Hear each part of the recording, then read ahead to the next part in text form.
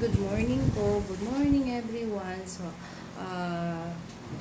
it's been almost 7 weeks na mula po nung naoperahan ako sa aking ovarian cyst. So, left ovary po yung tinanggal sa akin. No? Hindi po bilateral, meanings hindi po siya dalawang ovary.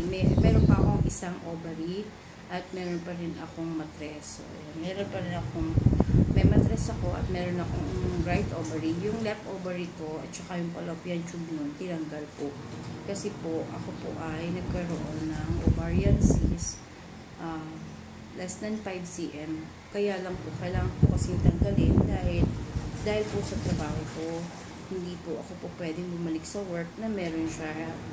Kasi very risky po dahil po sa barko po ako nagtatrabaho. So, if ever may mangyari sa akin, mas mahirap po yun sa sitwasyon ko at sa sitwasyon din ng barko. Dahil, syempre, sa mga nagbabarko, alam naman natin na more than 1 month or less than 1 month tayo nasa gitna ng dagat.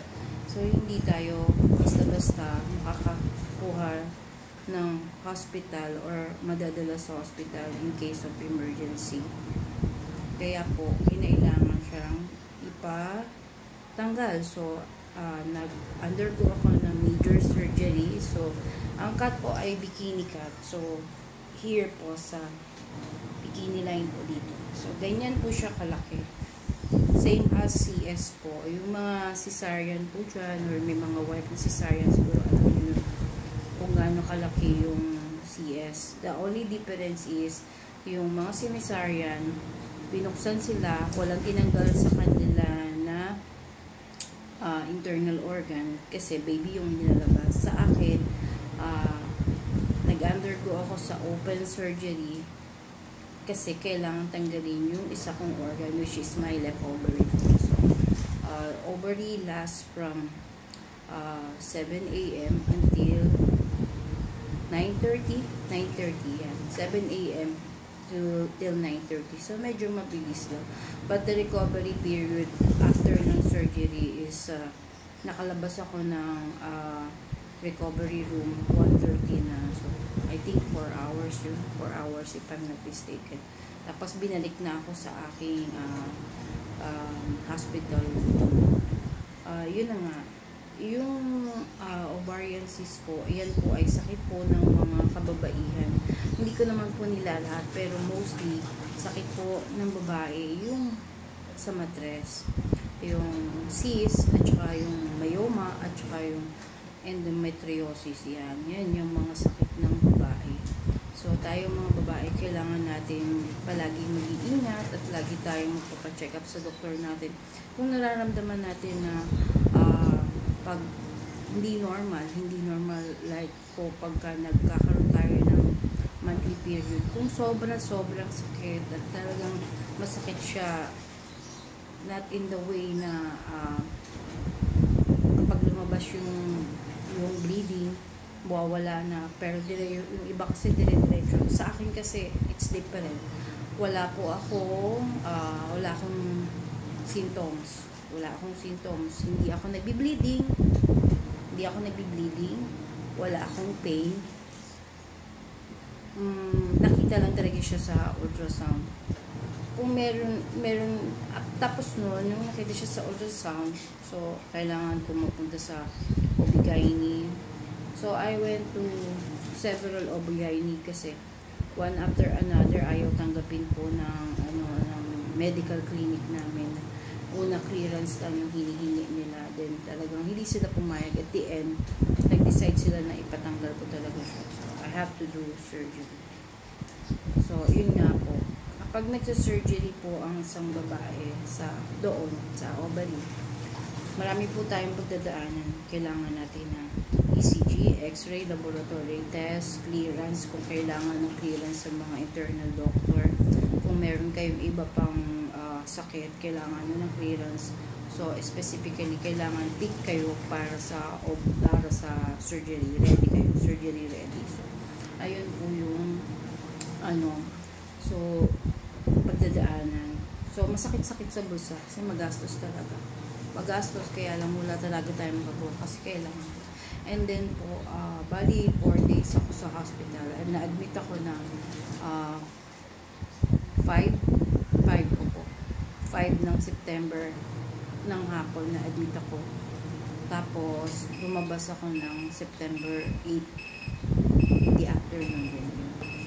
So, 5 confined and then the next day, Saturday, that is the surgery day. Yun.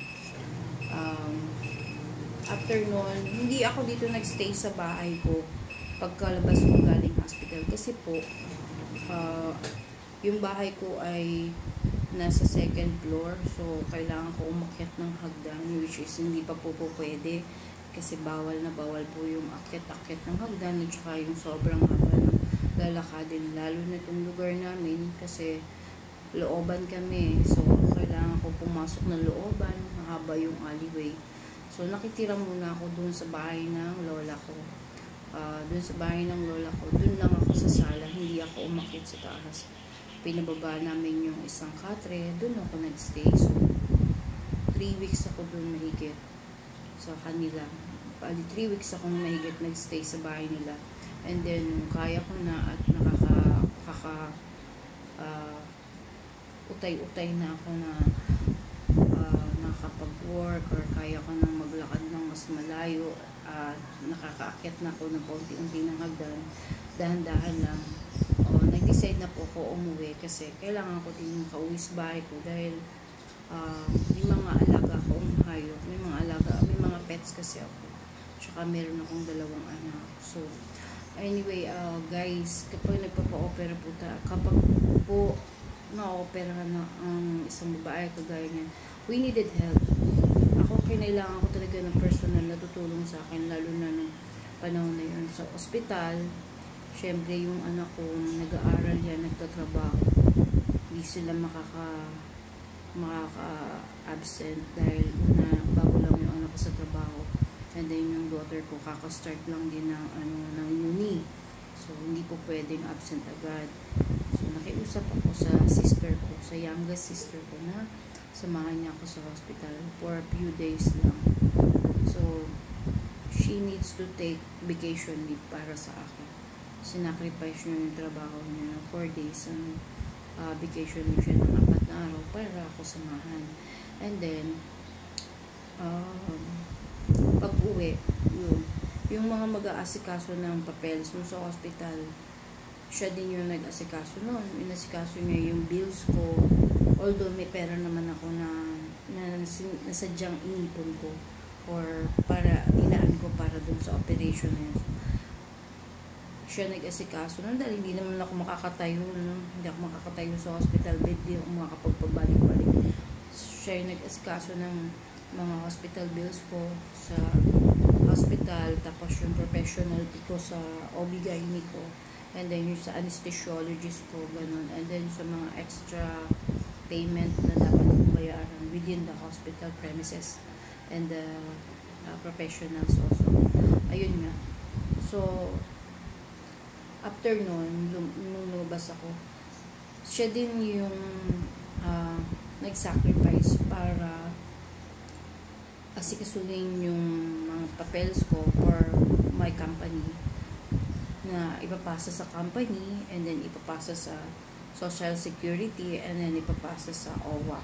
So, lahat yun ginawa ng kapatid ko. So, ayun nga guys. So, medyo kailangan talaga natin ng tulong. Tapos, pagdating sa bahay, hindi naman tayo makakakilos. Hindi rin tayo kaya mamalengke. Hindi natin kaya mag-grocery. Bawal tayo magbuhat ng mabigat. Bawal magbuhat ng mabigat. So, ang kaya ko lang gawin ay magluto, maghugas ng plato, magwalis, and then magmap. Pero dahan-dahan lang. So, in a way, ganun lang. So, bahala na yung bahay. Pamamalengke, papagawa ko yun sa kapatid ko. And then, yung mga bagong panahon na hindi ko kayang tumayo mag-isa, kailangan ko nang aalalay sa akin para kapag hihiga ako at tatayo ako, ay meron akong kakapitan or may mag-help sa akin. Kasi masakit talaga. Sobrang sakit. Tsaka hindi ako pinayagan ng doktor ko na mag-binder kasi sobrang baba po kasi nung aking surgery. So, it's bikini line po. So, ayun, we needed so much help from our family kapag tayo ay nagpapa-opera. So, now, recovering period na ako, 7 weeks na. Kaya ko nang maglaba, kaya ko nang magluto, nakakapaglinis na ako ng bahay. Slowly, nag-organize na ako ng mga gamit namin, mga kalat ng anak ko. No-organize ko yung bahay. So, kasi talagang messy yun. And then, ayan, kahit pa paano, malaki na yung pinagbago. At saka yung sa pakiramdam ko, very minimal na yung pain niya. Minsan-minsan kumikirot. Kasi syempre, sa loob ng abdomen ko, yan ay sariwa pa. So, yung labas, maganda yung healing niya. Talagang healed na siya.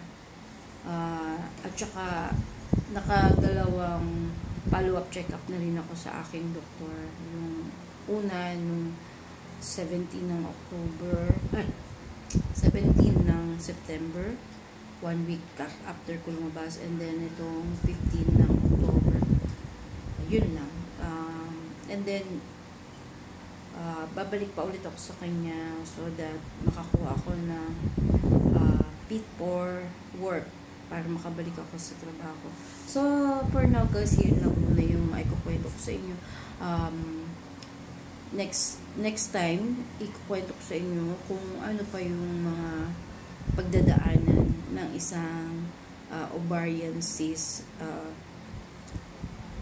survivor surgery, okay?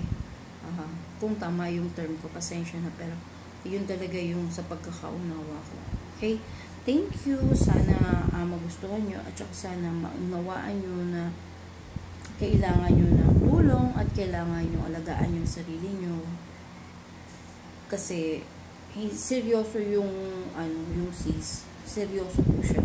It can turn out more worse than that. So, okay, bye guys. Thank you.